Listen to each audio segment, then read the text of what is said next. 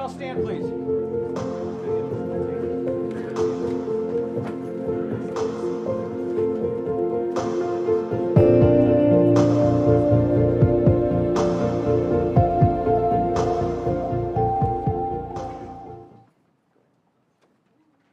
Welcome to the Board of Mayor and Aldermen meeting for the City of Hendersonville. Today is April 22nd, 2025. We will start with a prayer. Dr. Aaron Allison from Christ is Love Church will lead the prayer.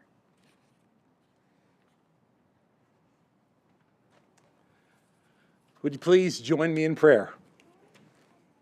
Father, we come to you on this beautiful night, and we thank you for this wonderful city that you've allowed us to live in, to serve in, to work in.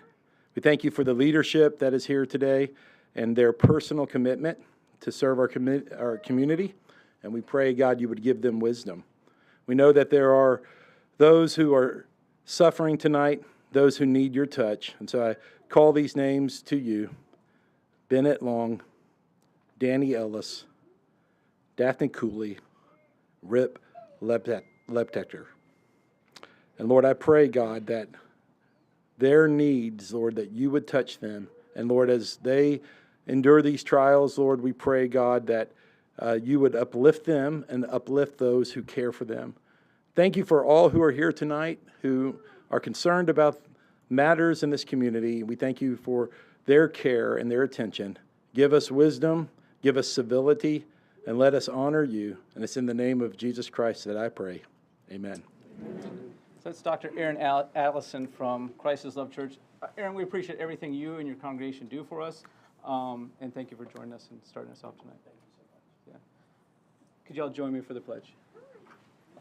I pledge allegiance to the flag of the United States of America and to the republic for which it stands, one nation, under God, indivisible, with liberty and justice for all. Great job, Aaron. Good job. Opening our meeting was Ada Wilson. She is the Biztown mayor at Indian Lake Elementary School, and I think she did a fine job. Thank you, Ada, so much. Appreciate that.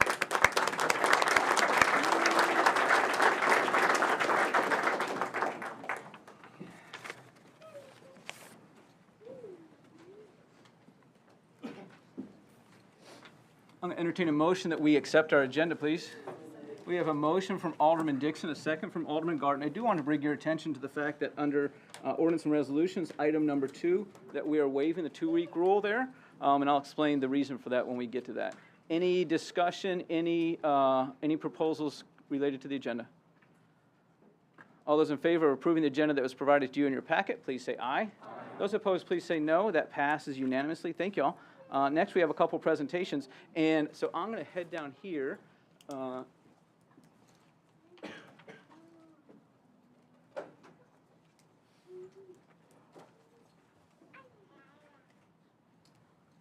Ms. Whitaker, are you here? There you go. Perfect. So this is Heather Whitaker. She's a principal at Ellis Middle School. And we are recognizing several members that are part of the student government of Ellis and T.W. Hunter.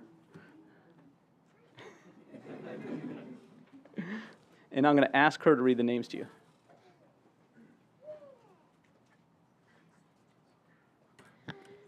We have 4 students who are able to be here today. We have quite a few that are at sports, but we do it by our houses. And so we have 4 houses, and these students represent our captains and commanders.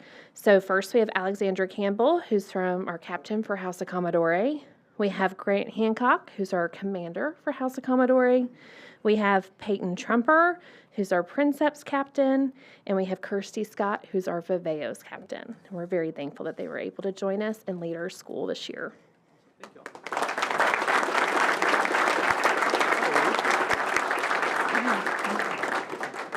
Meredith Lewis. Perfect. So Meredith is from T.W. Hunter School. She is one of the sponsors for the students there, and she's going to introduce the students from T.W. Hunter. Thank you. This is our student council officers they were all voted on by their peers to lead in decision-making and sponsoring school activities. We have our president, Graham Miller, our vice president, Brooke Connolly, our secretary, Brooke Kingsbury, and our treasurer, Lauren Kingsbury. Thank you.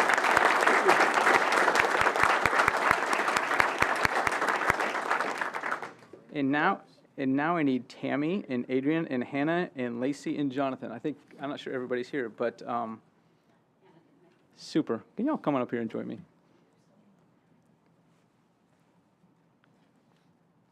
So I've known Tammy for a long time, and when she emailed me about this, I was like, wow, we definitely need to have a proclamation for that. And she agreed to come join us and bring a couple of folks with her. And as I read this, I think you'll understand. Whereas the early experiences of a child impact them throughout life, both positively and negatively, and whereas every family and child is filled with tremendous promise, and we all have a collective responsibility to prevent adverse childhood experiences, foster the potential of every child, and promote positive childhood experiences, and whereas addressing the complex mental health needs of children, youth, young adults, and families today is fundamental to the citizens of Hendersonville and places upon our community a critical responsibility, and whereas it is appropriate that a day should be set apart each year for the direction of our thoughts toward our children's mental health and well-being, and whereas we acknowledge that we must work together as a community to increase awareness about child abuse and contribute to promoting the social and emotional well-being of children and families in a safe, stable, and nurturing environment. Now, therefore, I, Jamie Clary, Mayor of the City of Hendersonville, do hereby proclaim April 2025 as Child Abuse Prevention Month, and May 8th is Children's Mental Health Acceptance Day throughout the City of Hendersonville, and I commend this observance to all our citizens. I want y'all to hear a little bit from Tammy and sort of the work they do. So go ahead. Thank you.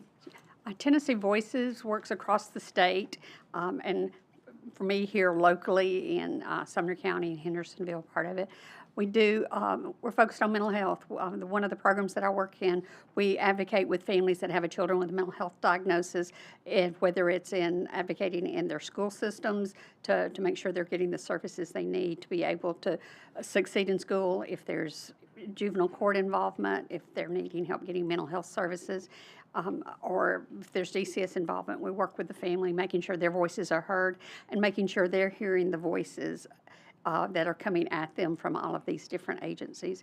I know that Adrian works with SOCAT, Systems of Care across Tennessee, which is involved with these families in their homes, going in and helping families not only resolve the issues in the school systems, in the court systems, but within their own systems within our homes. And we've got a lot of programs that do those similar types of things, and very committed to it. And thank you, Jamie, for this opportunity.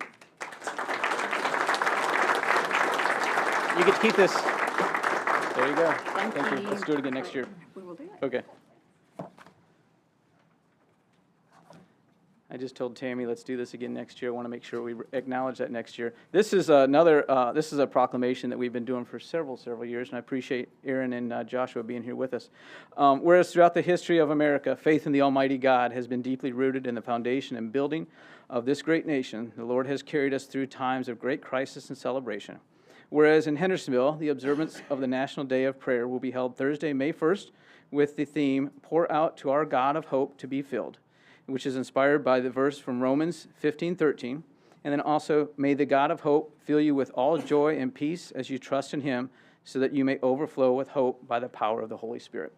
And whereas a National Day of Prayer has been a part of our heritage since it was declared by the First Continental Congress in 1775, and a public law established in the United States Congress in 1952. And whereas leaders and citizens of our nation are afforded the privilege of prayer, just like we had tonight, affirming our spiritual legacy of instituting times of thankfulness and renewed reliance on Almighty God. May we take time to pray for our nation and our neighbors. Now, therefore, I, Jamie Clary, Mayor of the City of Hendersonville, do hereby proclaim May 1st, 2025, as a day of prayer throughout the City of Hendersonville, and I commend this observance to all our citizens. Aaron and Joshua, can you tell us a little bit about what's going on May 1st? So thank you all so much. We're again organizing prayer around every denomination and all families of faith in the Christian umbrella at First Baptist Church on May 1st. There will be a breakfast there at 7:30 with worship and prayer for our community, our country, and our world. And so we'd welcome anyone to participate in that. That's great. Appreciate that, guys. Thanks so much. This is yours. There we go. Thank you. We already got a picture. We already got one. Okay, thanks.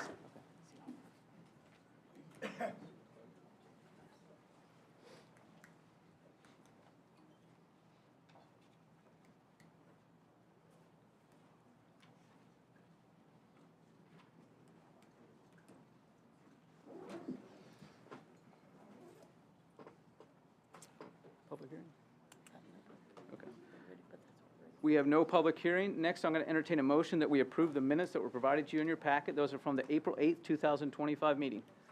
I had a motion from Alderman Goodwin, a second from Alderman Dixon. Any discussion? Alderman Evans. Yeah, I just had, we're talking about the minutes, correct? I'm Yes. sorry. One change on page 12, it says Ward 4, it should be Ward 6. Is that typographical, or do we need to amend that? It's just a typographical, I think it's.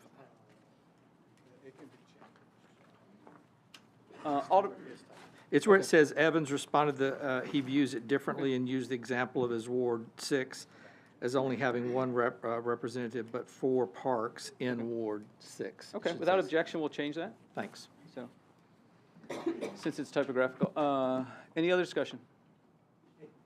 All those in favor of approving the minutes that were provided to you in your packet for our April 8th, 2025 meeting, please say aye. Aye. Those opposed, please say no. That passes unanimously. Thank you all. Next, we have citizen comments. Speakers must identify themselves by name and address. Public comment should be limited to 5 minutes per person, which time is not transferable to other speakers.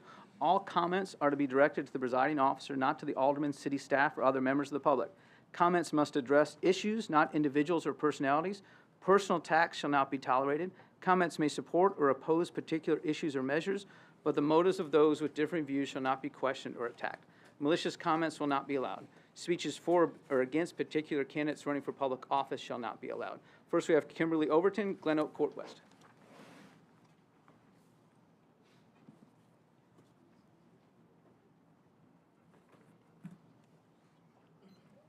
Thank you, Mayor Clary. Good evening, Alderman. Kimberly Overton, 104 Glen Oak Court West. I've come before you on this issue more than once, and I'm here again tonight, not out of opposition, but out of continued concern. I support the proposed salary increase for the Hendersonville Police Department.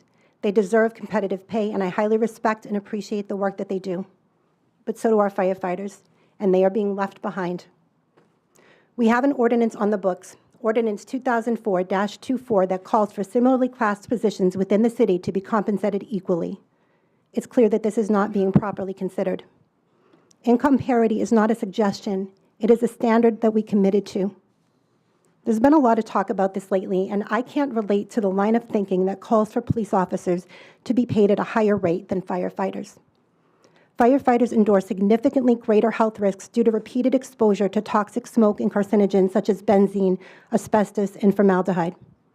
As a result, cancer has become the leading cause of death in the fire service, with studies showing markedly higher cancer rates than in the general population, and substantially higher than those seen in law enforcement. Actuarial data indicates that firefighters may face a 10 to 15-year reduction in life expectancy, with the risk of early death nearly 3 times greater than that of police officers. I listened a few weeks back as multiple citizens spoke and expressed their belief that PD should be paid at a higher rate because their job was more dangerous. This is simply not true, and the data backs that up. Perhaps a police officer's job is perceived as more dangerous by the general public, but perceptions are not reality and facts matter. And while I understand that perception may shape public opinion, it should never shape policy. It broke my heart to watch firefighters sit quietly in the back of this room while their worth was publicly debated and their value diminished. Imagine what that does to morale. It has nothing to do with jealousy, as some have suggested. I truly don't think that people understand. Unless someone is in a position where they have been called to service over self, they can't possibly understand what it feels like to continually give so much of themselves to a population that oftentimes doesn't value or appreciate the cost. Police, fire, EMS, nurses, this isn't just a job to us. Many of us consider this a calling. Although the data strongly suggests that in all actuality, firefighters face greater risk than police officers, I don't believe that they should be paid more. I believe in a unified public safety force, and I equally value all of our brave first responders. Division in public safety is dangerous. Police and fire rely on each other in the field. They respond together. They save lives together. They serve together in life and death situations, yet here we are, drawing lines between them at the budget table. We should be doing everything possible to strengthen their bond, not create tension between departments. Now, I understand there's a very real perception, in some cases a reality, that police departments are prioritized because they generate revenue for cities. Whether through citations, fines, or asset forfeiture, police departments often offset costs in ways that other public safety sectors simply cannot. But when we start allowing the revenue generation to determine who gets funded, we lose sight of what public service is all about. Firefighters don't write tickets. They don't generate income. What they do is save lives, protect property, and absorb risk that the rest of us would run from. Their value that they bring is immeasurable. There's also been speculation that this imbalance may be intentional, a way to divide our public safety departments and set the stage for a future tax increase, placing the blame on the very people who serve the city and those who support them. I sincerely hope that this is not the case. If that's the path that's being considered, I strongly urge you to choose another. But even when perception of that kind of manipulation is corrosive and it's damaging trust within departments and among the public, we can correct this, and we can do it without raising taxes. Reallocate unspent salaries from vacant first responder positions. We know not all of them will be filled. Let's use this money where it was always intended. Review discretionary spending across departments and prioritize public safety, because there is no greater responsibility of local government than to protect its citizens. As a nurse who has worked alongside first responders in hospital hallways, in trauma bays, and at deathbeds, I can tell you this: they don't do it for the praise or politics. Kimberly, 30 seconds. They do it because they are called to serve, but service without recognition leads to burnout, and burnout leads to loss. And right now, we are already losing people to neighboring cities that pay far more. Bottom line, Hendersonville is falling behind. Wilson County EMS starts paramedics at $77,000. We start ours at $58,000. That's a nearly $20,000 gap, and we are bleeding talent to nearby cities because of it. The city needs to do better, not just for one department, but for all. Thank you. Kimberly, thank you. Next, we've got Colton Young of New Hope Road.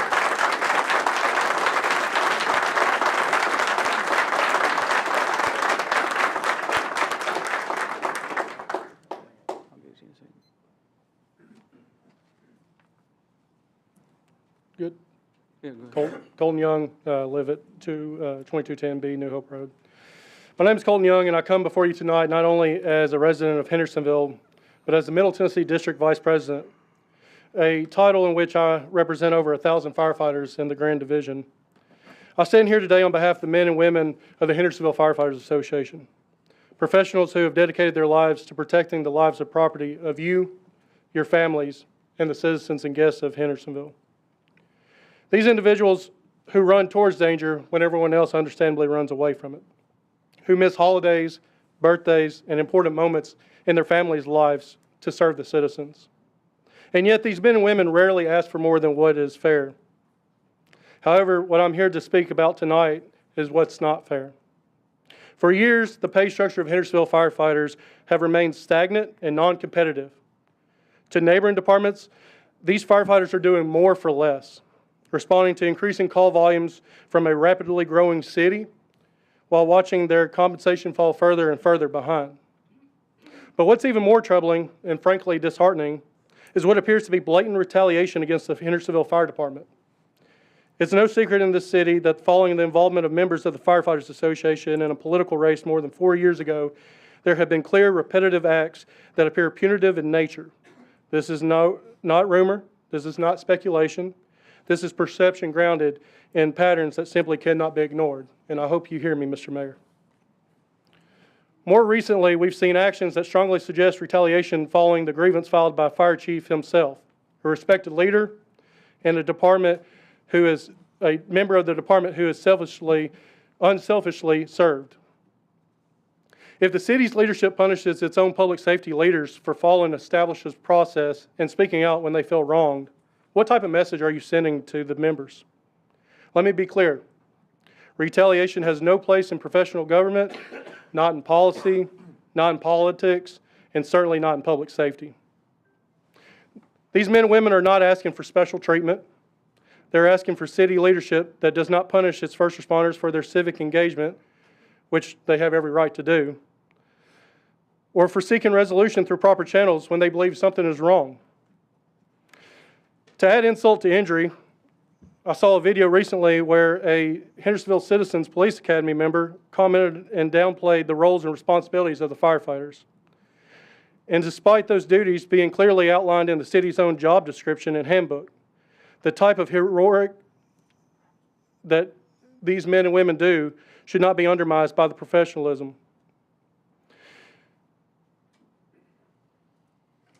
I pray that your family never needs these men and women standing behind me tonight. But if you do, I assure you one thing. They will respond without hesitation, and when they do, they will respond with honor, integrity, and professionalism. Hendersonville has long been known for a community that values service, respect, and integrity. It's time for government officials to reflect the same values that they hold their members to. And Mr. Mayor, I encourage you when these people get up here and speak that you look at them and give them the respect that's shown.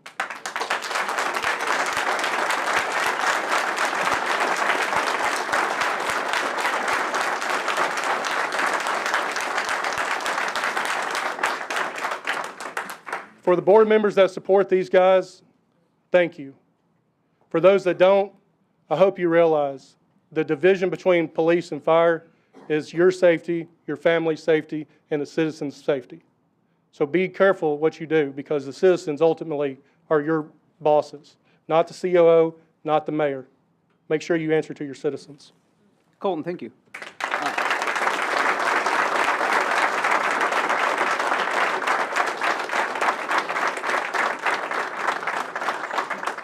We've got Daniel Irving of Timber Hills Road.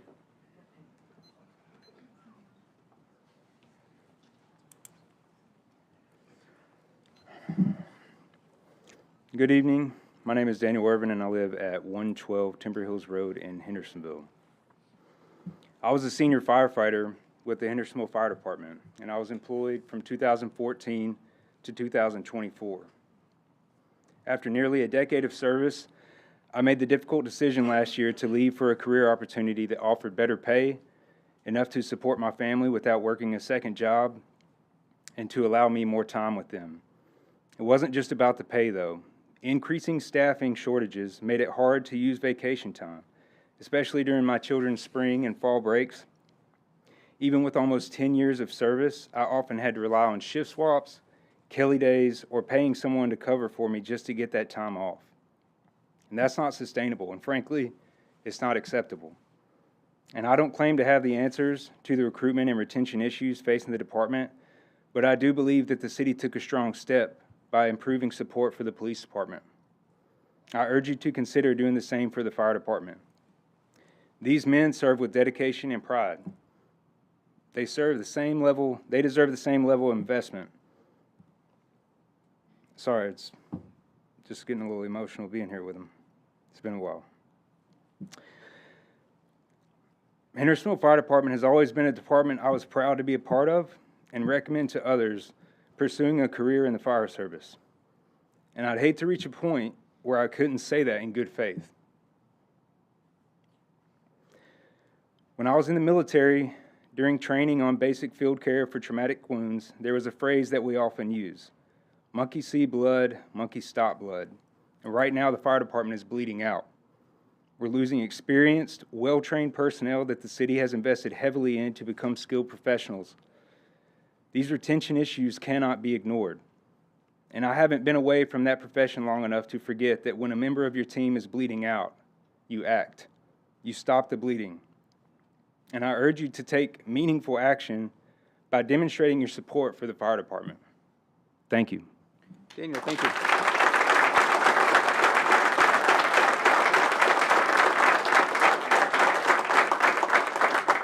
Next is Chris Gonzalez of Ruland Circle.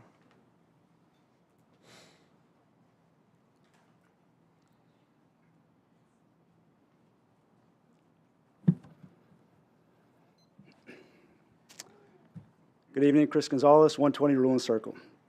Mayor Clary and Board, thank you for your service to our city.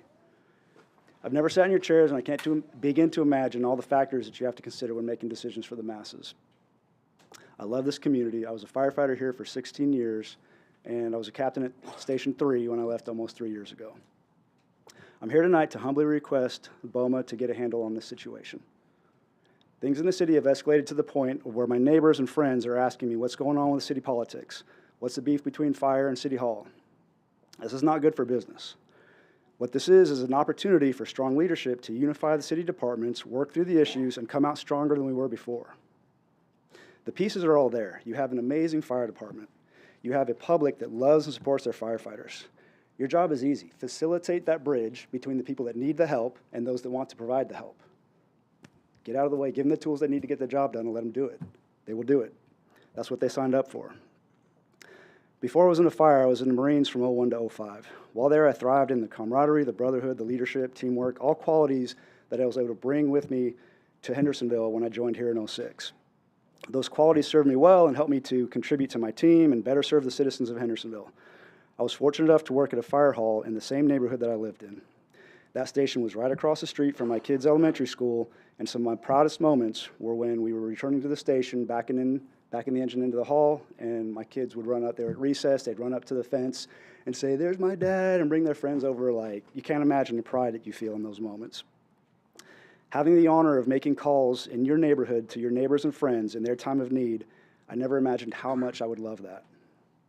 When the tornado came through in, I think it was December of 21, and came right through my neighborhood, and being able to go house to house and check on my neighbors and see their faces in the middle of the night on the porch and them see a familiar face, I think that did a lot for everybody involved there. I can't describe the emotions that I had in those moments. I can only imagine how it was for them. I left the department because I could provide a better lifestyle for my family as an electrician than as a firefighter, and while I don't regret my decision, I miss the job every day. Whenever the public calls, the firefighters go. Even if it's not in their job description and they have no idea how to help, they show up and they figure it out. I know the public loves and supports this fire department, and I know the fire department loves what they do, and they do an amazing job at it. I know firsthand how much the public appreciates what the fire department does because I have been on the receiving end of that gratitude. The thank you cards, the baked goods, all of the station visits from the family and that we had helped days, weeks, months before. I have not always felt the same level of gratitude consistently from the BOMAs that I served under. Some were better than others, and I get it. There are arguments that fire departments are a financial burden on cities. They generate hardly any revenue. It can seem that the stations are full of a bunch of guys sitting around doing nothing. They're always breaking stuff, et cetera, et cetera. But things actually could not be farther from the truth. While firefighters do not generate revenue, they save countless dollars from being wasted to death, injury, property loss, and many other ways. The scope of responsibilities that firefighters need to stay proficient on is very broad and requires daily training in classroom and hands-on scenarios, not to mention the immeasurable amounts of experience that one collects from years of training and making calls. Experience that has been leaving this city at an alarming rate for the past few years. Please, go spend some time at your local fire stations. See what the guys are actually doing during the day. Go have breakfast with them on the weekend.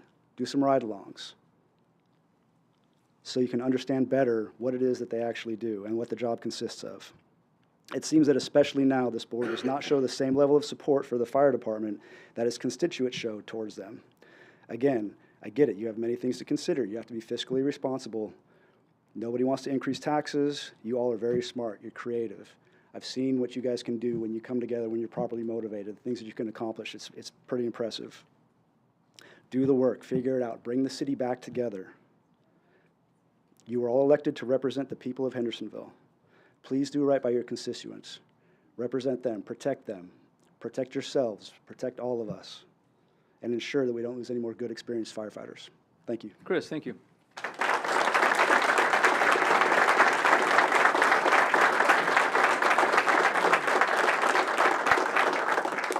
Former Alderman Hamilton Frost of Dalton Circle.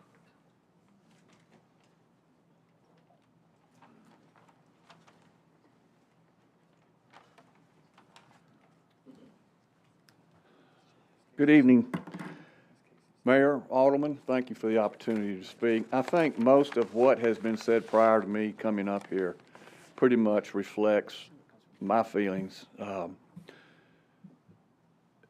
As someone who was heavily involved in public safety during my time on the board, I understand where you all sit behind those desks. The decisions you have to make, they're not easy, and I understand that. But one thing that really bothers me is through my tenure in public safety when I was on the board, the police and fire were really united.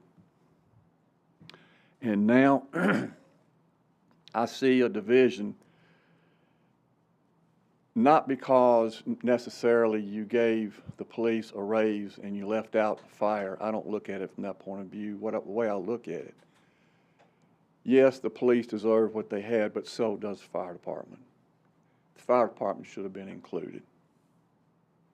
Now, I understand the reasoning for the police department. From what I understand, the vacancies and having to get those filled in. But the fire department loses personnel too.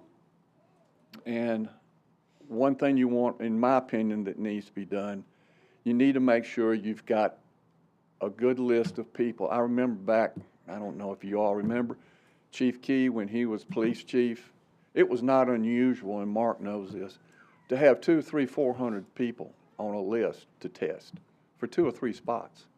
And same thing with the fire department. Hendersonville city government, specifically the fire and police, was the place to come. And it was because of the pay. And then things changed.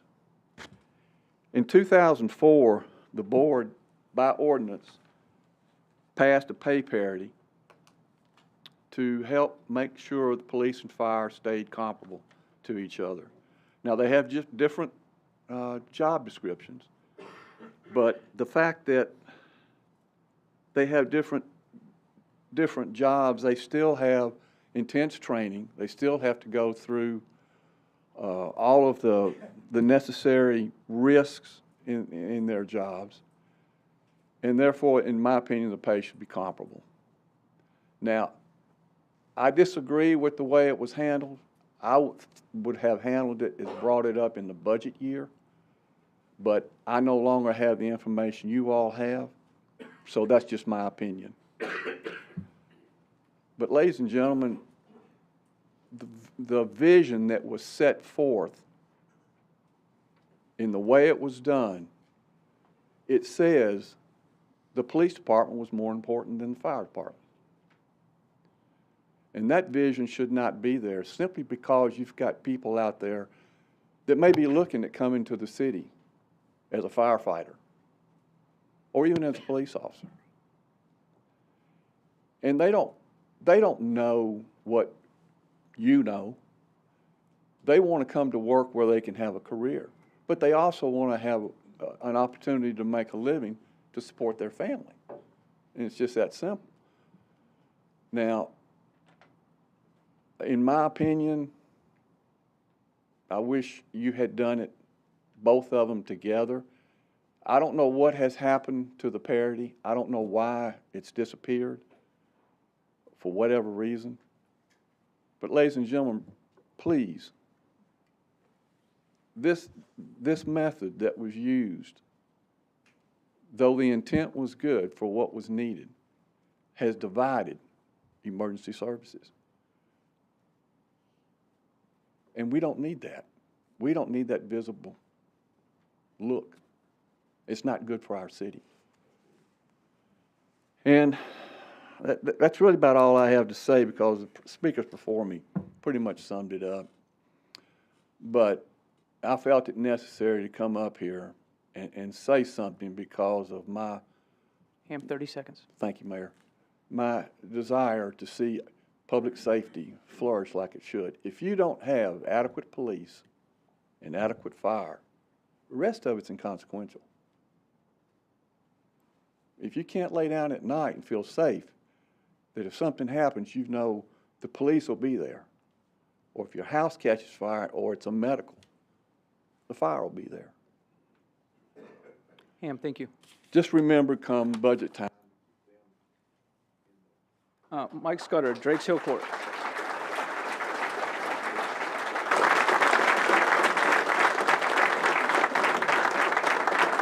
Thank you, Mike. And Mike Scudder, Drakes Hill Court. There you go. You're right. me. Okay, go ahead.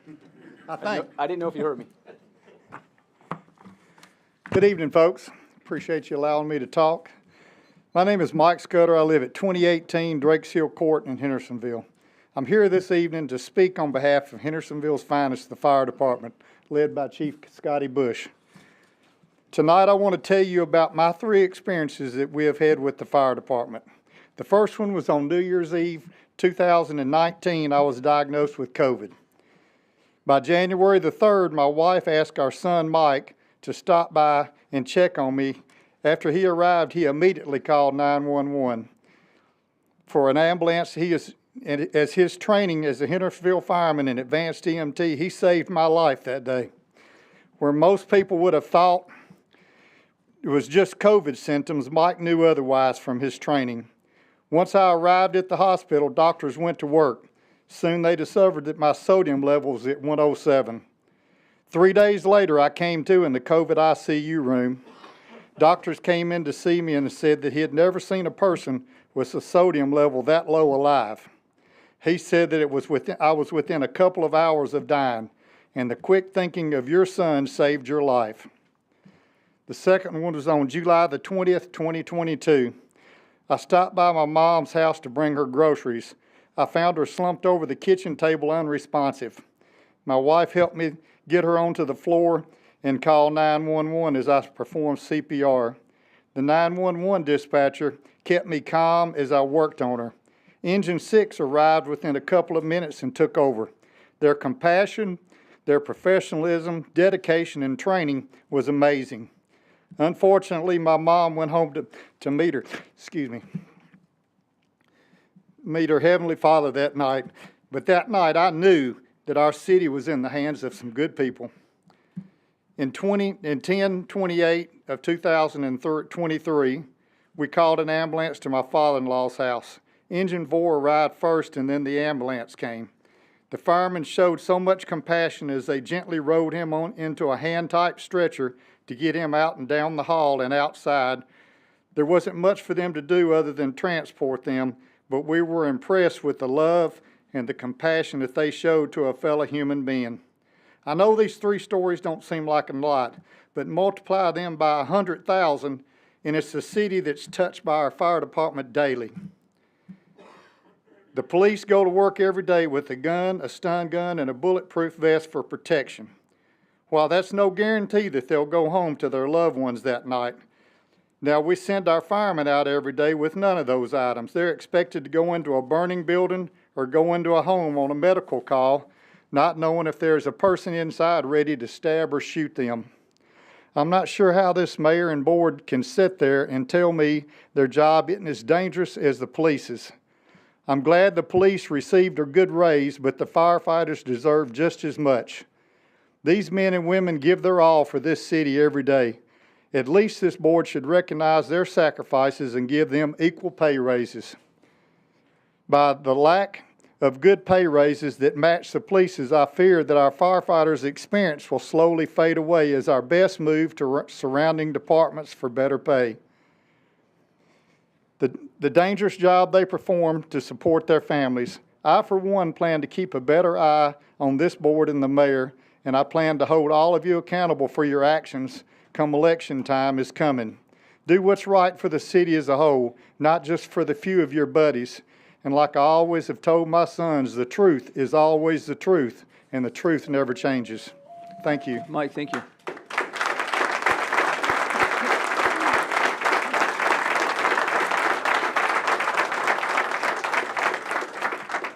David Livingston, Luna Lane.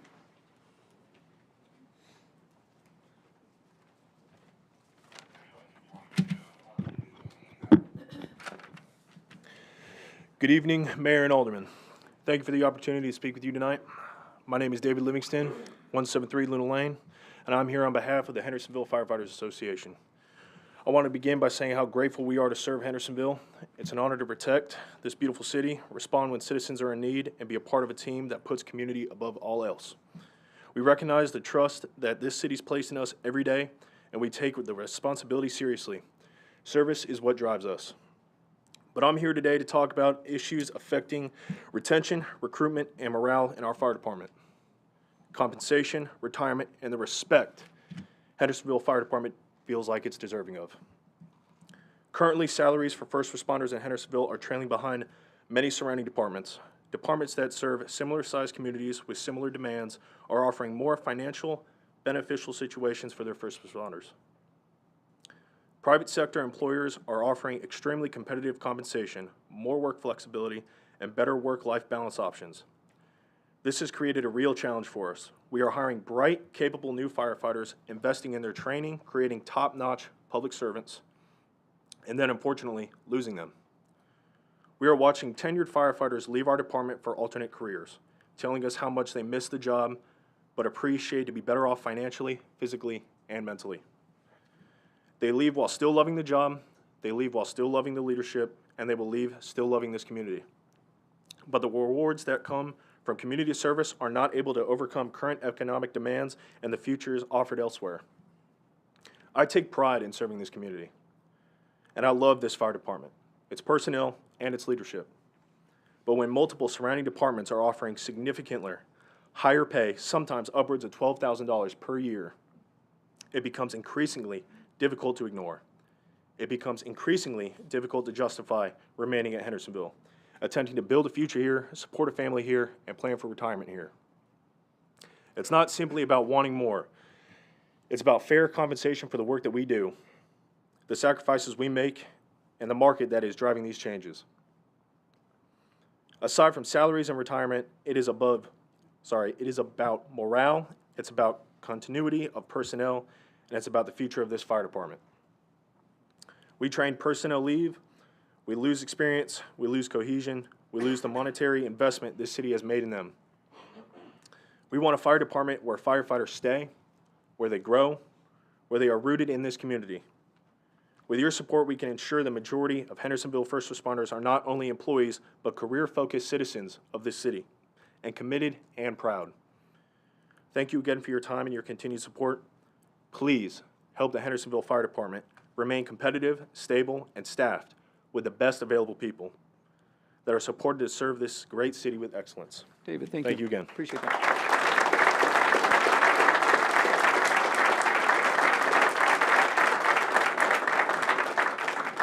Chief Jamie Steele, Hogan's Branch Road.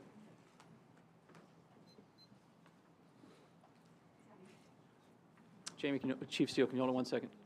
Jason, we good? Okay, go ahead. Okay. Good evening. I'm Jamie H. Steele. I live at 632 Hogan's Branch Road, Hendersonville. I was here a couple of weeks ago, and I spent my 5 minutes, and I thank you for that, talking about how we got the parity with our brothers in blue. I talked about 30 years from the founding of the Hendersonville Fire Department, approximately 74 to 2004, how we were always behind the brothers in blue. And I told you it pained me to say it, but at that time we did not deserve to be along our brothers in blue because professional standards, educational requirements held them to a much higher standard. We fixed that. We fixed that. Professional attainments, as I told you 2 weeks ago, they're equal. The educational requirements, they're equal. Now, that is due to a board that allows educational attainment, pays to get your education. These guys and gals busted their tails. And in 2004, we got parity.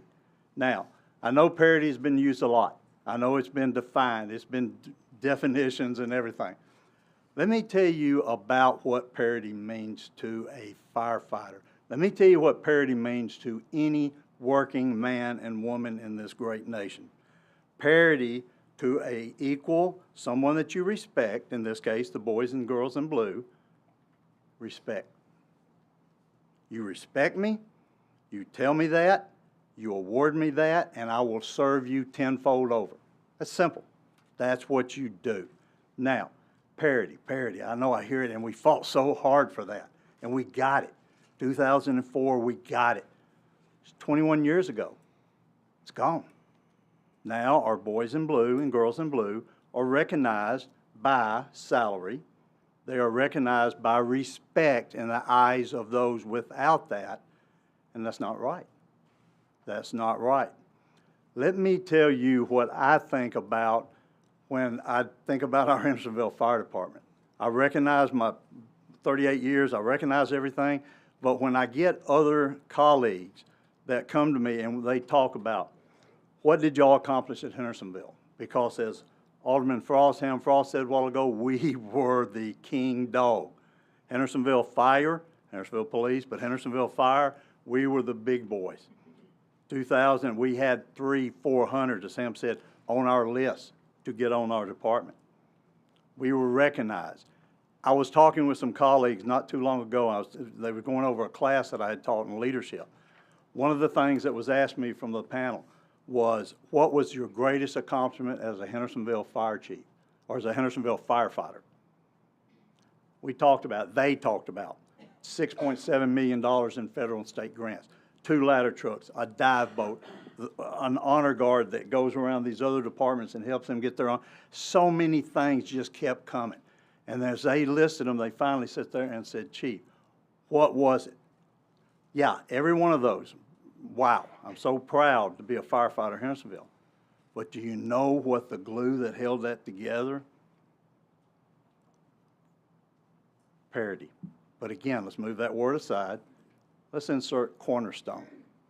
The cornerstone of every great thing that Hendersonville Fire Department has done, every great thing that they're doing now, the cornerstone of that was respect. Respect from a government, respect from citizens that treated them the same, recognized them the same as they did the boys and girls in blue.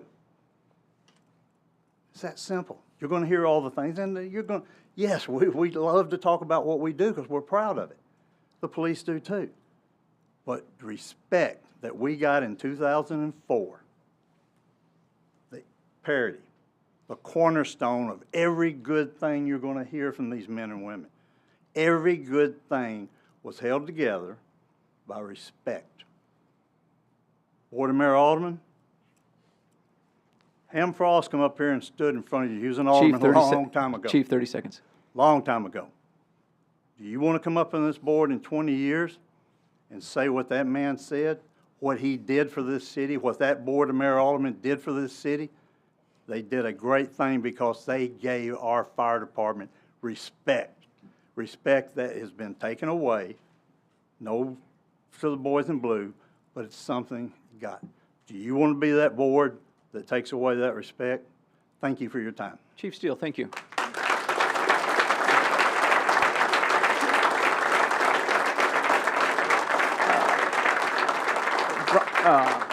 Brian Boyer, Maple Drive. And Chief, thank you for your service as well.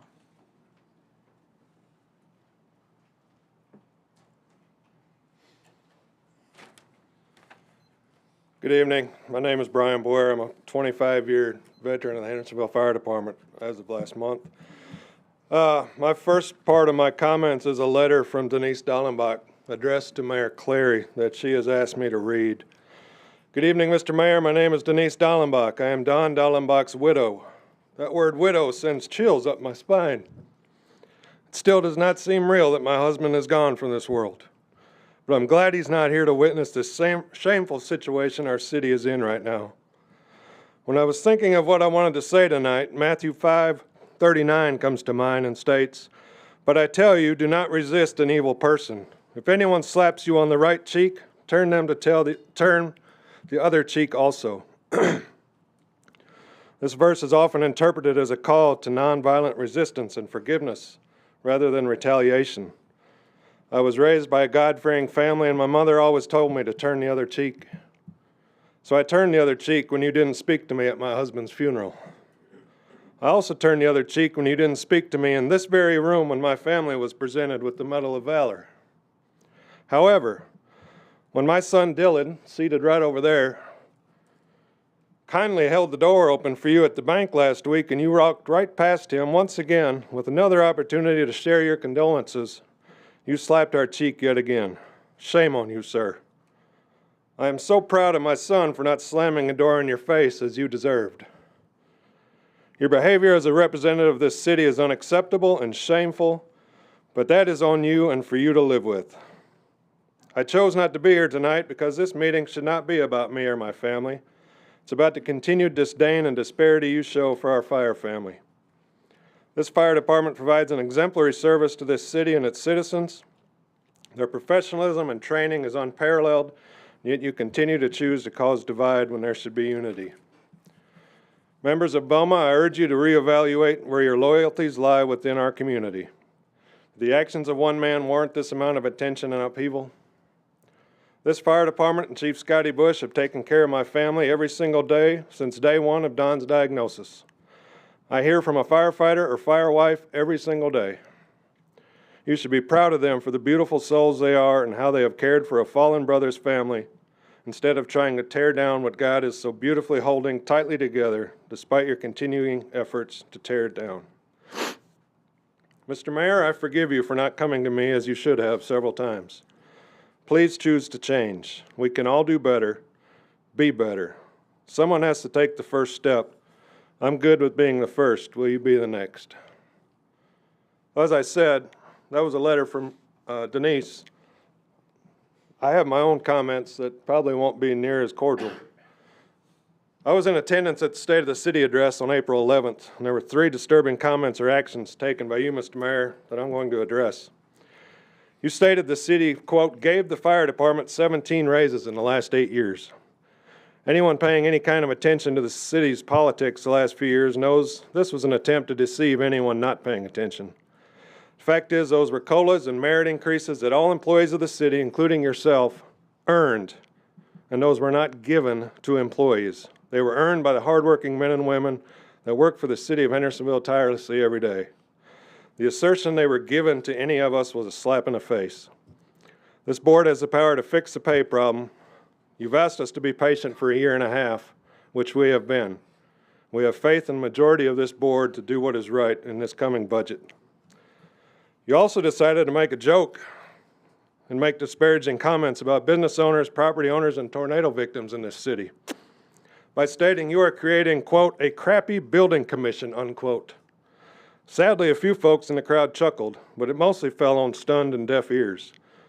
I personally know several business owners that didn't find it humorous at all. People were stunned because that was shortly after you trampled on the memory of my brother and best friend, Don Dallenbach, for political gain. Don was diagnosed with stage 4 metastatic cancer on November 15th, on his oldest son Dylan's birthday. He took his last ride home from Centennial with Sumner EMS on January 8th. Brian, 30 seconds. And passed away on January 12th. We laid Don to rest on the 17th of January. We've held multiple fundraisers, including concerts and a golf tournament for his family. Since then, and aside from sneaking in the back of the church and not speaking to the family, you have failed this family 100%. Writing a one sentence on a generic city postcard is not supporting a grieving family. Don was one of the best people I've had the privilege of knowing, and I had the honor of calling him my friend and brother for 25 years. Brian, thank you. Next, we've got Jamie.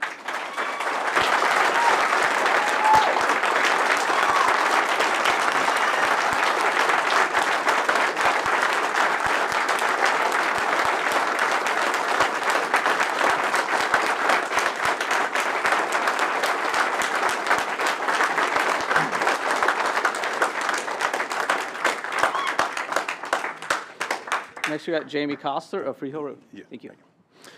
Good evening. My name is Jamie Kostler, 225 Free Hill Road. I'm Division Chief of B Shift. Thank you for this opportunity to speak tonight. I'd like to start by saying the narrative of jealousy and division between police and fire is false. We believe HPD deserve every penny they receive in salary. We stand together as always have. Two halves of a whole for public safety. I have a deep respect for the blue. My father was in law enforcement, and I had many friends that protect and serve. I'm here tonight to speak on behalf of the dedicated members of the HFD and the need of correction, the pay of parity, oversight from the city of Hendersonville. A Hendersonville firefighter works approximately 2,756 regular hours per year, and a regular employee working 8 hours per day works approximately 2,080. That's 676 hours per year difference. Using my 33-plus years of experience as an example, I started in January 92. I have worked 22,308 more hours than a 40-hour-a-week employee. That equates to more than 10 years service. Due to the cost of living, most Hendersonville firefighters work second jobs. It's been stated we have more time off so we can earn money on days off. This is problematic thinking. We work more hours for less pay. Since April, a year ago, 21st, 2024, HFD has responded to 8,100 emergencies. We averaged that's an average of 385 calls per station per shift during this time. Of that 8,100 calls, 1,584 were after 10 p.m. We were fortunate enough to close our eyes at 10 p.m. After a busy day, we were prepared to get dressed on the engine and be out there 2 to 2.5 minutes being toned out. When responding to a medical call, fire, automobile accident with extrication is extremely stressful and physically demanding. Imagine this happened 2 or 3 times in a row, which can be commonplace in our profession. On our calls, we witness things that prevent us from sleeping again for the remainder of our shift and beyond. We see the hardest part of life. The hardest part of life. And we give it for the citizens of Hendersonville. And to hear you now have 2 days off so you can go make money in your other job is callous. Can you imagine what it takes for these firefighters to constantly have to leave shift and head to another job after responding to a teen suicide, witnessing the death of a child, or a life taken too soon by violence, or drug overdose, or responding to a person in a mental health crisis, or having reported on scene to a head-on collision, seeing a mother and their children whose lives will never be the same as we're cutting them out of the car, what's left of it. We have to sit in this very room and hear some citizens have downplayed the significance of our role to that of the police, hearing them say our job is not as hazardous. We should not earn similar pay. It's insulting, it's intentional, it's unnecessary, and it is extremely hurtful. Yes, this is what we signed up for, but we also came to this job thinking the city of Hendersonville had our back and will pay us a fair living wage so we don't have to work another job. Public servants take an oath. We don't veer from our mission and we don't make new rules as we go along. If we do, we make mistakes and we lose focus. Every night, I ask God for forgiveness for my shortcomings, and in the morning, I thank God for another chance to be a better person, spouse, parent, citizen, and leader. That's all I'm asking for you to do as well. In closing, I am so proud to be a member of HFD, to work under Scotty Bush, to lead, along with my peers at command staff, over 100 selfless, talented, and dedicated firefighters. We don't want to lose them to correctable economics, and never forget, people have choices and will go where they are valued and paid a living wage. There are many departments within driving distance that are options. The citizens of Hendersonville deserve a stable first responder base. I'm asking you to give the firefighters of Hendersonville parity in their pay as you have the valuable members of HPD, and to strongly consider funding the bridge to allow our first responders to retire with respect and the security they deserve. In 33 years, I'd do it all again. If I can go back, I wouldn't change a damn thing. It's the greatest job in the world. Thank you. Thank you, Jamie.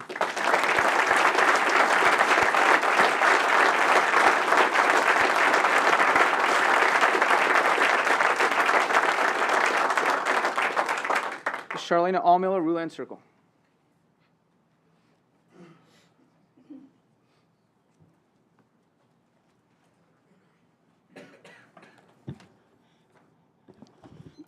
Hi, I'm Charlene Allmiller, and I live at 143 Ruland Circle. I'd first like to thank Alderman Collins and Alderman Evans for taking a public stance in support of our public safety by standing with the firefighters. Thank you for that.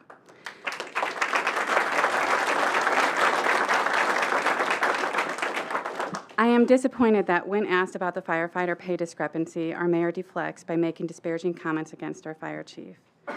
I just saw the current budget presentation in finance.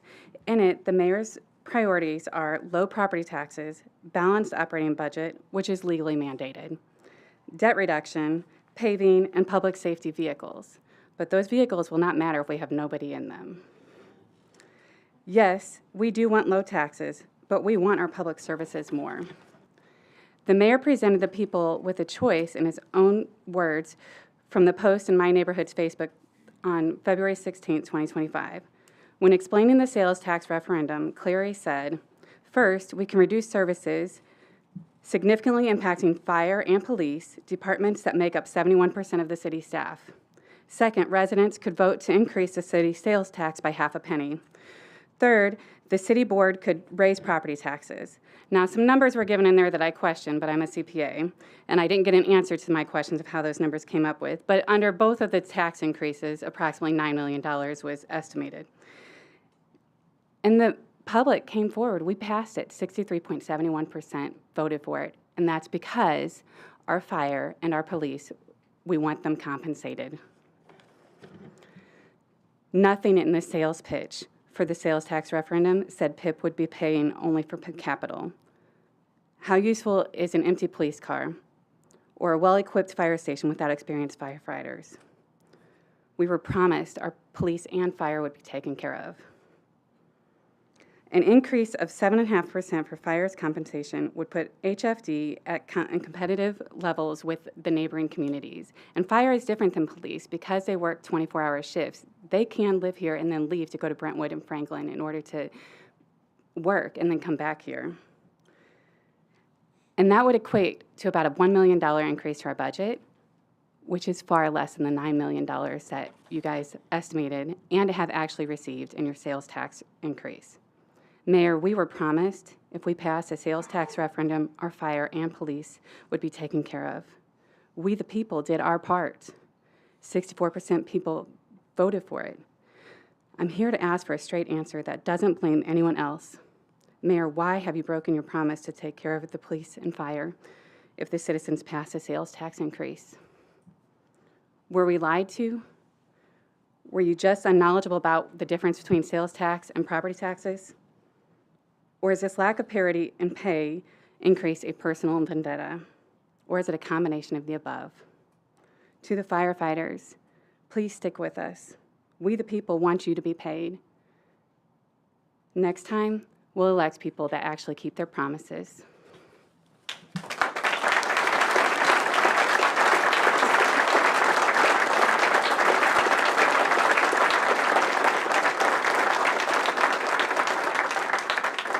Charlene, thank you. Matt Cole, Woody Side Drive. All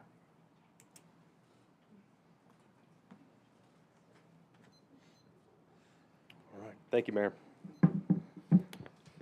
My name is Matthew Cole. I'm a fireman here on Engine 6, and I'm the A-shift steward for our Hendersonville Firefighter Association. But more importantly, I'm a father, I'm a husband to my beautiful family who's watching at home. And of the last 4 days, just so we're all on the same page, on the last 4 days, only one of those was spent at home. The other 3 were serving the great people here in the city I care so much for, on my peninsula on Engine 1, and in my home station on Engine 6. So thank you for the opportunity to speak tonight. I hope my comments leave a lasting impression on you as you consider the upcoming budget for fiscal year 26. The board spent considerable time deliberating the recent pay increase for the Hendersonville Police Department. I believe that increase was both necessary and appropriate. More importantly, this increase clearly demonstrated how much this board values public safety in the city of Hendersonville. Throughout your discussions, one concern really stood out to me, and that this city is committed to avoiding and correcting pay disparities. Just a few weeks ago, we all agreed that no ranking public safety officer should earn less than those that they supervise. BOMA discussed and found a solution to that compression, and that solution was adopted for HPD. It was thoughtful and passed as it should have. However, an unintended consequence of this has emerged, one I urge you all to address immediately. When reviewing the updated fiscal year 25 salary table, 2 critical issues within public safety became clear. One of those is compression. A newly promoted senior firefighter, someone promoted at their earliest opportunity, that's with 5 years of service, now earns $5,000 a year less than a police officer with that same tenure. $5,000. That's 7.5%. 7.5% that's mandated by this board for a promotion.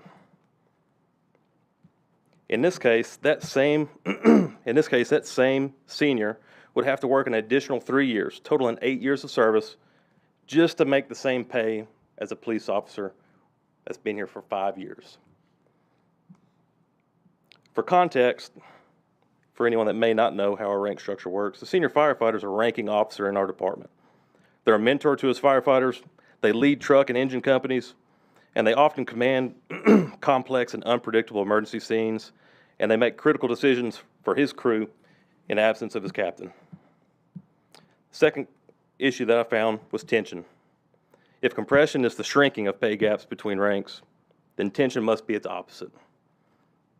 An unnecessary widening of pay, within the same or similar grade. HPD officers and HFD firefighters both start their careers on step 3 in grade 14, as PO 14.3 and FR 14.3. After this HPD raise, that same grade and step now reflects an insurmountable pay disparity between the two departments. Prior to the mid-year budget adjustment, a new firefighter and a police officer earned similar starting salaries, differing by about $2,500 a year. Today, that gap's grown significantly, more than tripling to $8,300 a year, a difference in salary of more than 15%. The men and women of our fire and police departments are equal and valuable partners in our city's public safety team. Both are justifiably deserving of respect and fair treatment from our city officials, the policies that they enact, and the comments and statements made by them. This isn't just a numbers issue, it's a morale issue. Left unaddressed, it will impact retention, recruitment, and ultimately the effectiveness of the fire department services in our city. So tonight, I respectfully ask all of you to recognize and correct this imbalance in the upcoming budget for fiscal year 26. The Hendersonville Fire Department is a vital part of our public safety team who serves and protects our residents, businesses, and visitors day and night without hesitation and with honor. We truly want to attract top talent, develop career professionals, and preserve the institutional knowledge that we have developed. We must compensate our firefighters in a way that reflects their value. Matt, 30 seconds. We've done far too much for less for too long. It's time to change. Thank you. Matt, thank you.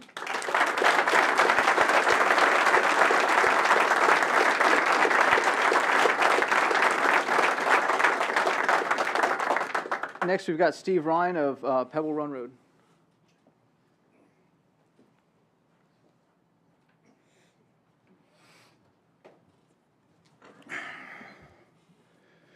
Mayor, members of the board, members of the community, thank you for your time. I'm Steve Ryan. I'm president of the Hendersonville Firefighters Association. When I accepted this position, never was my intent to be making political statements at BOMA meetings. I don't want to be here. In fact, over this past year, we've launched our inaugural golf tournament. We have the first annual Don Dollenbach Memorial Clay Shoot next week. Our first ever Father's Day Cornhole tournament is coming in June. We've gotten more focused on our charitable engagements. We've been working hard to improve communication and engagement with our membership. These were the goals set forward when I accepted the position of president in this association. No firefighters association sets out to be at odds with its mayor. But as an elected representative with the International Association of Firefighters, I have taken an oath to promote the best interests of our local members. Standing by silently in the face of consistent disrespect and misinformation does not accomplish that. So we are here, asking for the respect we deserve. If our requests to be heard are going to be turned into propagandized statements against us, how are we to have trust? Reduced recruitment numbers and issues retaining firefighters have been put forward for consideration and then thrown back in our faces through manipulative statements. Just as recently as Friday, April 18th, the Hendersonville Fire Department lost another employee. Nick Hafner wrote a letter detailing his exit from our department and asked me to read it tonight. Today I write this letter not only as a proud firefighter, but also a dedicated public servant who has always prioritized the safety and well-being of our community. It is with heavy heart and a deep sense of responsibility that I resign my position as firefighter with the City of Hendersonville. This decision did not come lightly, and it stems from pressing issues that I believe warrant attention and action. First and foremost, the compensation we receive as Hendersonville firefighters is no longer aligned with the demands and risks of our profession.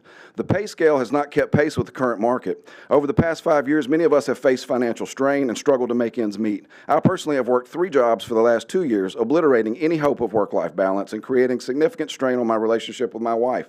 This is not only unfair to us personally, it erodes our ability to focus on the public we have sworn to protect. Another critical aspect I feel needs addressing is the apparent bias that has developed within city leadership, specifically concerning our fire department's chief. In my view, the mayor has exhibited a consistent lack of respect for Fire Chief Bush. This has not only affected morale, but it jeopardizes our operational effectiveness and chain of command. A chief who is undermined and unsupported struggles to lead, innovate, and inspire department personnel. This bias has created a toxic environment. It has impacted our ability to perform at our highest levels, and it undermines the dedication and sacrifice that firefighters make daily. I urge this board and our community to recognize these challenges and advocate for the fair treatment and compensation of our firefighters.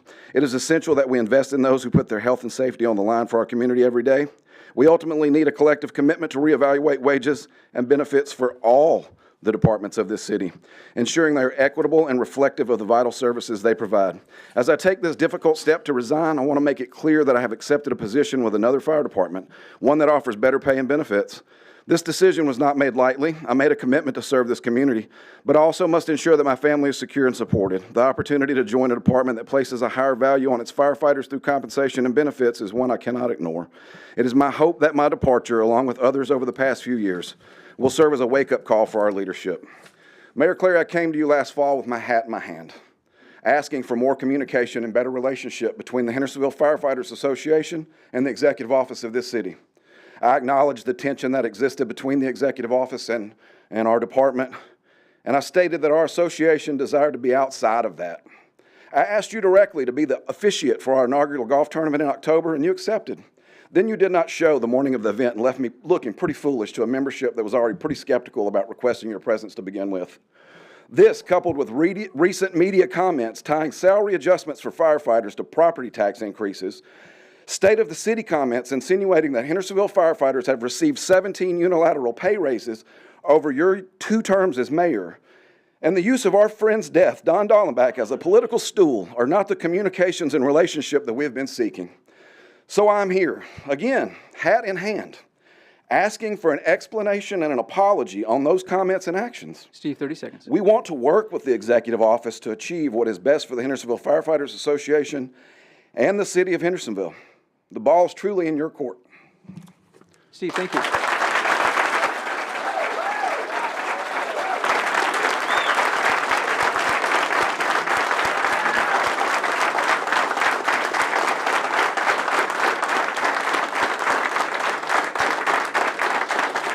So, Mr. Little, Robert Little of Raindrop Drive.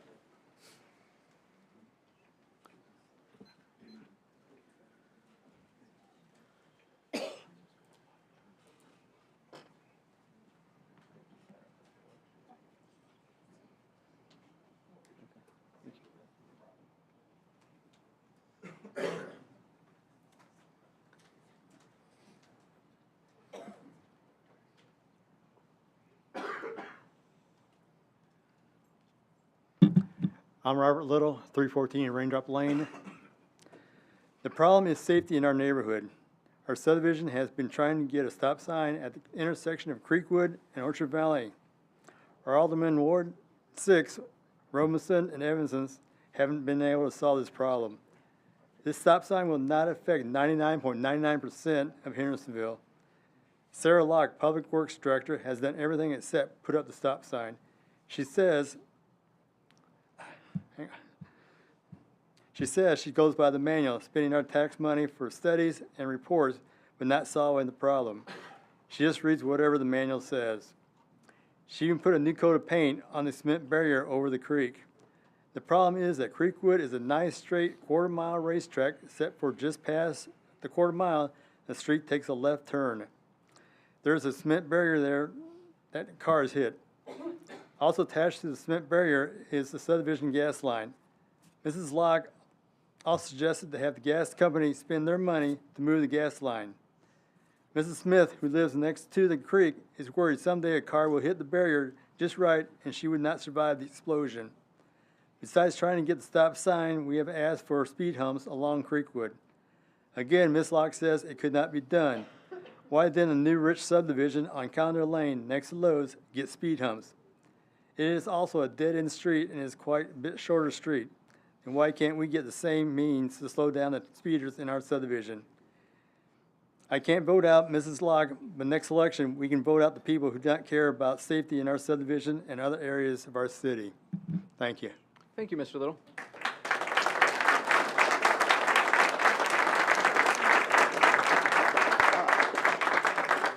Matthew Sigmund, West Main Street.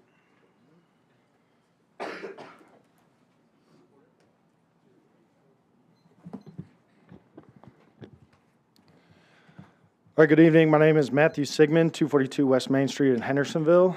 I currently serve as the president of our Fraternal Order of Police, Lodge 63. I'm here tonight to speak candidly and truthfully about leadership in our city, especially as it relates to supporting public safety. Many of us remember a time in Hendersonville's recent past when city employees went years without pay raises, no step increases, no cost of living adjustments for nearly 6 consecutive years. During that same period, critical requests from our public safety departments for vehicles, updated equipment, and additional personnel were routinely denied. I recall it vividly, patrolling the streets in a 1990s-era Crown Vic with peeling paint, obsolete equipment, and gear so outdated the manufacturer no longer existed.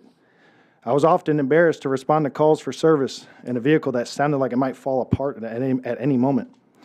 And throughout all of that, the only message from city leadership at that time was keep going. That was our reality. Today, I'm proud to say that we've moved far beyond those days in recent years. Hendersonville has not only grown, but has truly begun to thrive. When we face serious staffing challenges and our compensation lagged behind neighboring agencies, you, the city's leadership, acknowledged the issue, examined the facts, and took meaningful action. For that, our entire FOP extends its sincerest gratitude. In the past few years, our city leaders have recognized the deteriorating state of our police equipment, and they've responded. Rather than turning a blind eye, they worked collaboratively with department heads to begin upgrading our fleet and improving overall conditions. The progress hasn't been instant, and we haven't received everything we've requested, but the door to conversation and progress has never been closed. City leadership, just like yourselves, have listened, communicated, and demonstrated a clear understanding of our needs. Under current city leadership, every city employee has seen consistent improvements in compensation. We have not missed a step increase or cost of living adjustment during this tenure. Thank you, BOMA, for your continued leadership. Matthew, thank you.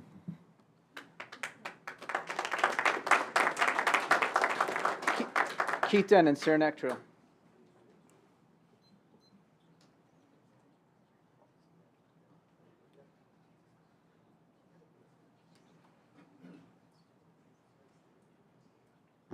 You know, my name is Keith Denon.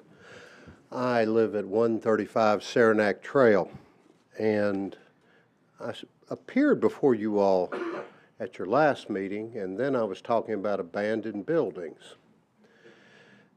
I came to this meeting because at the last meeting there were several individuals, including Jamie Steele, who I have known forever, who spoke about an issue that had to do with the fire department. And it intrigued me. It intrigued me because, to be blunt, I've had to call the fire department. I've been extricated from a car because I got T-boned on Indian Lake Boulevard. When my daughter was young, she stopped breathing, and the fire department showed up and took care of my daughter, my baby. My baby's 34 now. Also, I remember the time I went to the assisted living facility because my wife's grandfather had fallen. My wife's grandfather is an individual named Courtney Wilson. Many of you will remember Brother Wilson as the minister at First Baptist Church in Hendersonville. Courtney Wilson, by all accounts, was one of the kindest, gentlest individuals who ever served in this city. Courtney, along with some other individuals, Ben Alexander and others, formed the Hendersonville Samaritan Association because they recognized the needs of this city. Well, on that particular evening, it was about 3 o'clock in the morning, Brother Wilson had fallen. And we received the call to come check on him. The fire department was there, and they had gotten Brother Wilson up, again, 3 o'clock in the morning. I remember as we went to the hospital thinking, why would you get up at 3 o'clock in the morning for this? In any event, a wise man once said, when you're doing your closing argument, hopefully your witnesses have already said, given all the testimony you needed given. I came here to support the fire department. I came here because they are individuals who I have had to had to rely upon in my life. I didn't know I was going to feel better about Hendersonville and the Hendersonville Fire Department by being here. I would encourage you, budget time is here. It's time to properly pay these individuals. And if that means cuts are made, so be it. And also, you know, I was happy to see on the agenda that the Bradford Berry House is on the agenda and that General Electric has agreed to remove the restrictions. I'm told it will cost $2 million to restore that building. I'm saddened by the current state of that building, but honestly, a $2 million investment in our fire department and its people is worth more to me than buildings. Thank you. Keith, thank you.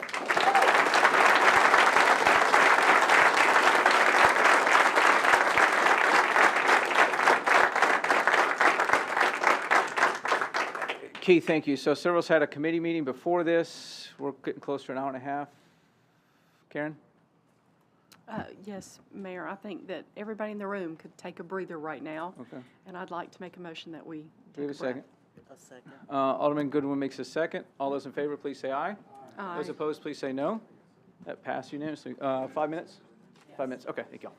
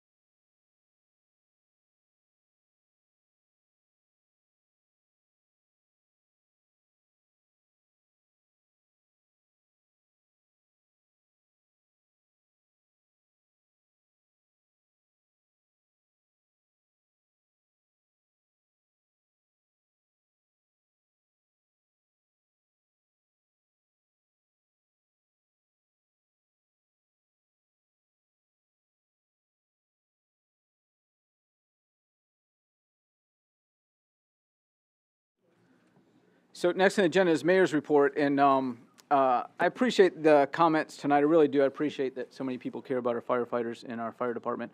We've got an exceptional fire department, one of the best in the state. I had more to say and honestly some corrections to make, but I want to move forward. I appreciate the firefighters. I really, really do. I'm prepared to respond to everything that's been said, but I think I need to say nothing more than I'm truly sorry. I want peace. We all want peace, and I will work harder and more deliberately for peace.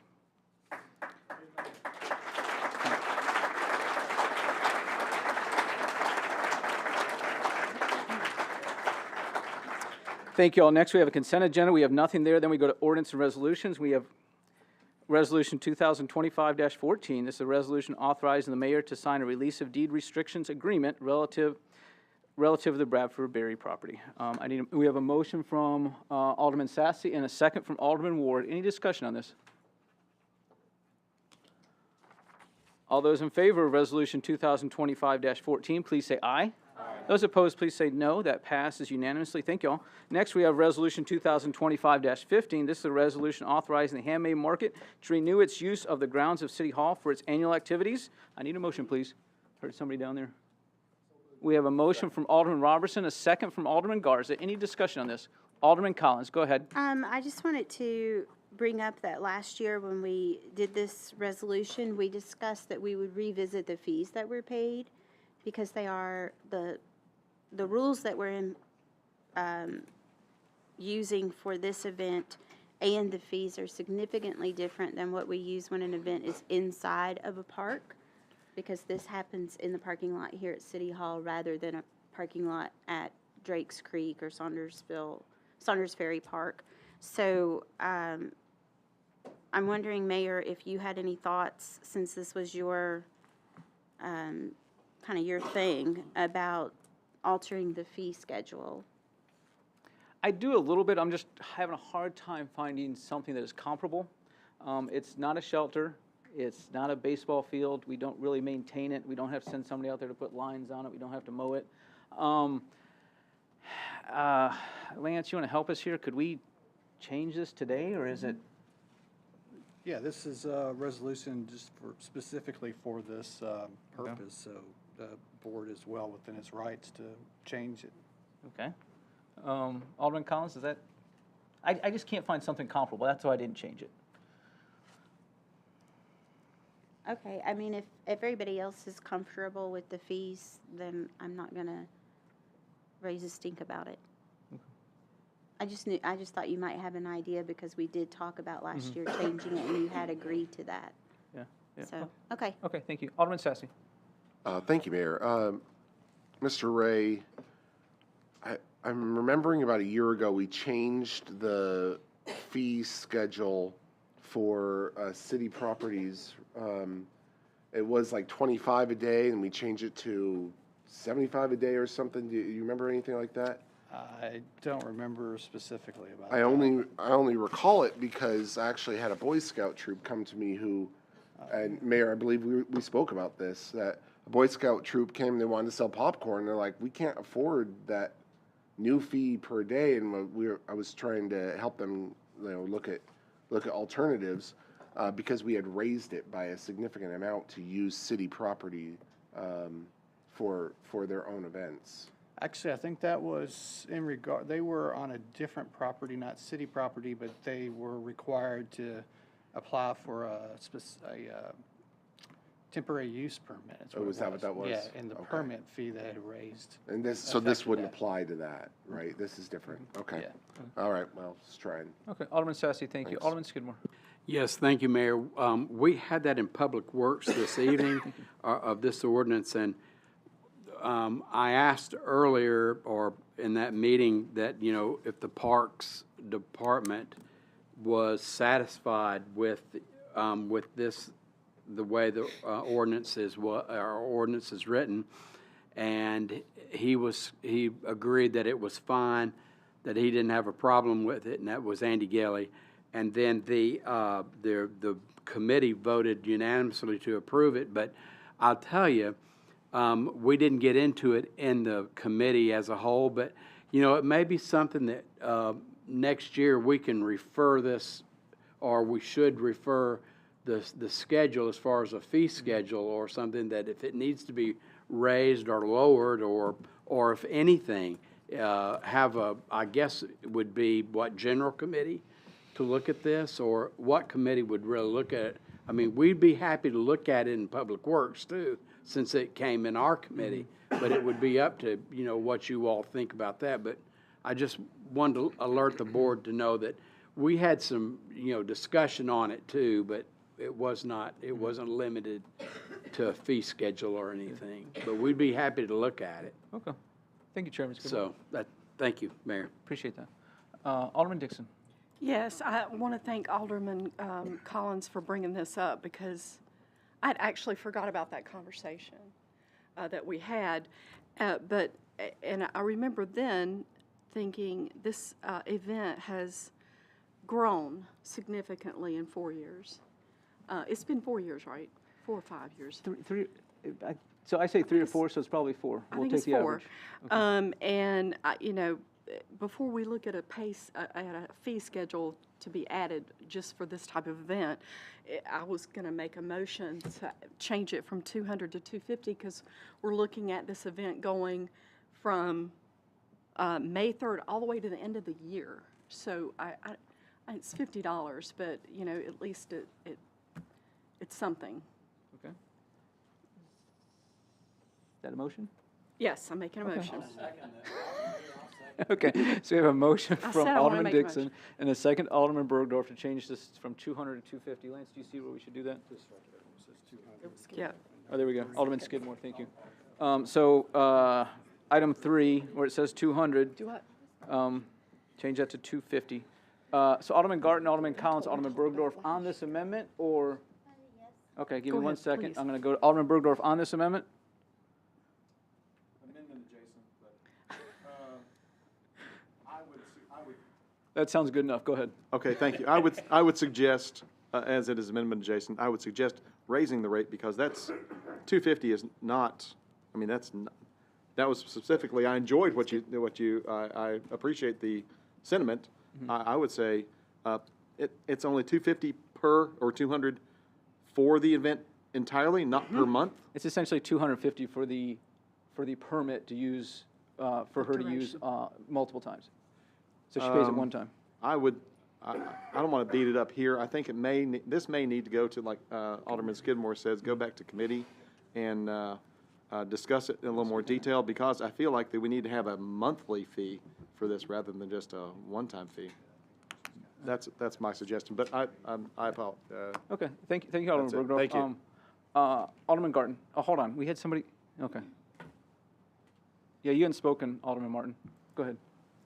I just wanted to let everyone know that time is of the essence on this, so hopefully we can get it done before, May 3rd. Okay. Thank you, Alderman Martin. Alderman Garton. I was actually going to make an amendment because with, the Parks Department, we just passed Andre's Barbecue to sell out of the parks. And for them, we're charging a flat fee plus a percentage. And I think the percentage is 7%. I may be wrong on that, on the percentage. But also, like Broken Paddle outfit, we charge them a flat fee plus a percentage of their sales. So maybe we look at this the same way, that flat fee plus a percentage. Okay. So Alderman Collins, can I go ahead for just a second here? I've got an idea here. May we go ahead with the 250 this year, and then we let anybody know that is looking at using City Hall that we expect that, I think it's 7 or is it 7.5, whatever the park does. So next year we'll tell them that that's what we expect. Yeah. I'm okay with that. Okay. Thank you. Alderman Collins, go ahead. I have a question for Mr. Eckenroth. I don't think Director Gilly is here, so I'm hoping you can answer this, but when we would have, if we have an event, a vendor event, like the Arts Festival, or in any event that has vendors there in our parks, is part of the fee structure that for every vendor, we collect $50 per event? So I think the typical event in the park, they do collect an amount from each vendor who shows up. So we're giving a really, really good deal to this for-profit business. We do have separate deal and we make exceptions for nonprofits in our Parks Department, correct? And there's also a provision that some of the money can get donated to a nonprofit too. So there's a couple provisions with how the payment works within our park system when the vendors come in. So my understanding is that the person who runs this, I kind of know her. I've bought some T-shirts from her. She's lovely. And nobody wants to hurt a small business owner who's just trying to do better by her family. For sure, that's not any intention that we have. But I think that what I would like to do is direct staff to come up with a policy for city property that is outside of the Parks Department, or have the staff make a recommendation that we follow the Parks Department or mirror it closely. I understand that there's not an expense associated with this for the city, so that might impact it, but I would like for, in the next, we have to get through budget, so I know that, like, you work a certain amount of hours a week, and I can't ask you to do this really, really quickly, but certainly in the next 6 months, that we could have something in front of us to establish a policy so that we're not doing a resolution every year where we have somebody who's already scheduled and advertised an event and planned her business model based upon a certain fee, and then we're up here feeling uncomfortable changing her fee, but knowing that we're not comfortable with that fee. So let's get a policy in place in the next 6 months so that this business owner can plan accordingly and adjust her fees if necessary. And then let's just go ahead and put this through at $250. We don't hurt anybody, but we need a new plan for next year. Thank you. Thank you, Alderman Collins. Any other discussion on this? So right now we have an amendment, proposed amendment. Any other discussion on that amendment to change from $200 to $250? I'm looking for anybody's lights to light up. Okay. All those in favor, please say aye. Aye. Those opposed, please say no. That passes unanimously. Now we're back on the main motion. Alderman Sassy. Thank you, Mayor. I'm just wondering if it's appropriate to stipulate now that in successive years this fee is going to change, or if we just need to address it at that later time. What do you think? Either one is acceptable to do. Well, then I would like to add a number 4 that says make an amendment to add number 4 that says after 2025 the fee will be what, $250 plus the 7 or 7.5%, whatever we do. I don't. So what we do for parks is you're. Yeah, isn't that it's the same thing that we do for the paddle place and for parks, right? Isn't it all 7.5%? I don't. Broken Paddle has actually a lease. Yeah. They have what? They're paying 7 or 7.5%. And they also have a lease, and then they have a twice-a-year fee. I think is. $2,000 twice a year, maybe. Alderman Sassy, could we hold off on that and let's do it in the next couple weeks or so? Yeah, that's fine. Okay, I appreciate that. Okay, Alderman Dixon. I was just going to speak a little bit to Alderman Sassy's. This handmade market is started out people's hobbies, just bringing it to showcase their hobbies and possibly selling some of it. And now, there are people there who are supplementing their Social Security. I don't know that I could support a percentage with this particular, because we're not taking space out of the parks. We're using the parking lot of the City Hall. So I don't know that I could support that, but I'll think about it. Okay. Alderman Dixon, thank you. Alderman Sassy, you okay waiting and dealing with that sometime between now and next couple of months? Yeah, we'll discuss. Okay, I appreciate that. We have nobody else? Okay, so we made an amendment. We changed the cost from $200 to $250, and we're back on the main motion. That is Resolution 2025-15. All those in favor, please say aye. Aye. Those opposed, please say no. That passes unanimously. Now we're on to brief committee reports. Chairman Sassy, Finance. Thank you, Mayor. Yeah, we met tonight and reviewed invoices from our Hendersonville library that were submitted to us, and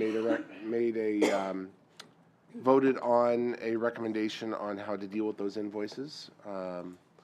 So that information has been provided to you. And then we also reviewed the 2025 budget coming up. And to that, I just wanted to say to everyone here that we see you, we hear you. We're actively taking steps to look at this and see what we can do. Because you guys are valued and you are important to every single person on this board. And I know that for a fact because I've talked to every one of them about this. Okay? So know that we are looking at this and we want to make you whole. So we should have, it just takes some time. So give us some time. If you need to reach out to me, if you want to express your opinion, please, by all means, call me or email me. I would love to talk to you. But because this is a process. We're going to be going through this over the next couple months. So I want to hear from you.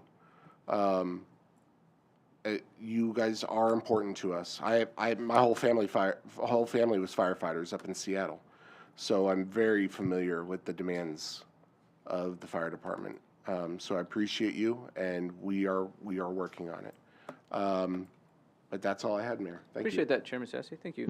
Chairman Skidmore, Public Works. Yes, thank you, Mayor. We had a meeting this evening for our Public Works Committee. It was almost in excess of 2 hours because we had a great deal on the agenda. But I do want to say one thing. I reiterate what Alderman Sassy has said, and I'm not going to belabor the point because most of you know me or my family. You've been to in fact, the fire department and the EMS people have been to my home with my mother. And she called me, and I called her back, and I can't express to you, she's watching us on TV. I'm supposed to tell the fire department something, but I can't.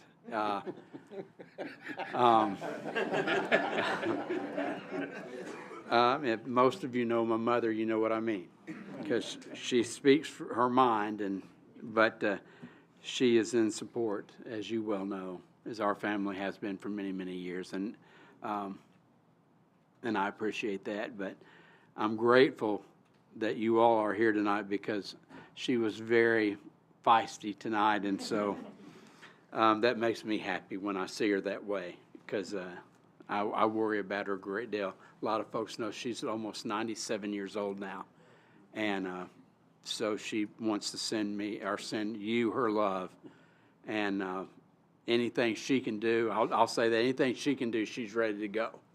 So, I think this whole board feels the same way, and we genuinely want you to know that we do care for you all, the fire department and the police department, and of course, Public Works. Obviously, it would be as it should be. All our, you all, every department in this city is the backbone of our community, and you make it easy for us as aldermen to do our job. And when there's a concern, like the mayor said earlier tonight, that he wants to work and make peace with it and try to get things, we should, because it's not I see it as not the police versus the fire as much as it's up to us to make it right for you, there shouldn't even be that. I mean, I'm disappointed that, I love you all, and I'm glad to see you here tonight, and I would love to see you every other Tuesday night, but I know you got stuff you got to do. But I just hate having this come to us, and I know every alderman on this board hates it. But I've experienced this, and some of the older firefighters, we've been together, and we've experienced this before. We've seen this, we've lived it, and it's something that I don't like living. You know, I'm not going to say who the mayors were at that time, but I've been, since the new form of government, I've been grateful to serve under every mayor that we've had, and I've been in all the fights. So I know what it's like, and I just want you to know we're going to do what we can to take care of you, and you deserve it. The police deserve it, and our city departments deserve it. So I want you to let you know that, and it did not fall on deaf ears tonight. So I want you all to know that. Anyway. Chairman Skidmore, 30 seconds. Yes, sir. Thank you very much. What do you want me to say? No report right quick? Yeah, just real quickly. Yeah, the music's going. We're still working on light synchronization project to help to reduce traffic on Main Street and also the streets coming out onto Main. That's in process. We've got it at TDOT. We've given all the stuff to TDOT that we're supposed to do. We don't have any correspondence from TDOT yet, so that's our phase 2 of that. We went over our budget, and we'll talk about that at a later time. Our trash collection update was low this time in terms of misses, and it was under the accepted level. And then we also passed a resolution of the traffic impact study, which will come back at a later date, and then also about the handmade market that we just passed this evening tonight. Mayor, that's it. Thank you. Chairman Skidmore, thank you. All right. We've got a bone report from Jesse Eckenroth. I would have given that you longer, was but- funny. Go You ahead, got me Jesse. on that one. That was pretty good. Yeah, it was. Just a couple quick updates. We have the Arts Festival coming up. Jason, if you can pull up the flyer for that. This is a free event. It will be at Saunders Ferry Park, May 10th and May 11th. The Arts Council works really hard on this event. It was a good event last year. It's going to be a better event this year, so please come out. That's free. A lot of good vendors out there. As far as paving goes, for those of you on the Walton Ferry Peninsula, we are focusing our next batch of paving on Walton Ferry, so it's south of the realignment project, but between Saunders Ferry and Walton Ferry is where we're going to see our next bunch of paving. So good news for everyone over there. I know they milled Shivel, and just milling Shivel made it seem much, much better. So as soon as it gets paved, then we'll get complaints about speeders because the road will be smooth and people will drive faster, but that's a different problem. And then we are going to have our chair, Gerald Barrett of a Deer Committee, come and give a presentation. And one of the things that he's going to talk about is the new Deer dashboard that's loading onto the website. So if you go on the city's website, you can click on the Deer Committee. And Casey's actually going to load that this week, but it gives stats. It's one of their big initiatives that they took on. So he will be here either at the next BOA meeting or the one after that and give more of an update. He'll have the deer survey at that time. We should have the results. But if you want to get online, you can look at that dashboard on the Deer Committee. That will be up this week. And that concludes my report. Jesse, thank you. Alderman Dixon. Yes, I'd like to make a motion to adjourn. We have a motion to adjourn, a second from Alderman Garton. All those in favor, please say aye. Aye. Those opposed, please say no. Thank you all. Appreciate you all's work tonight. Have a good night. Thank you, Jason.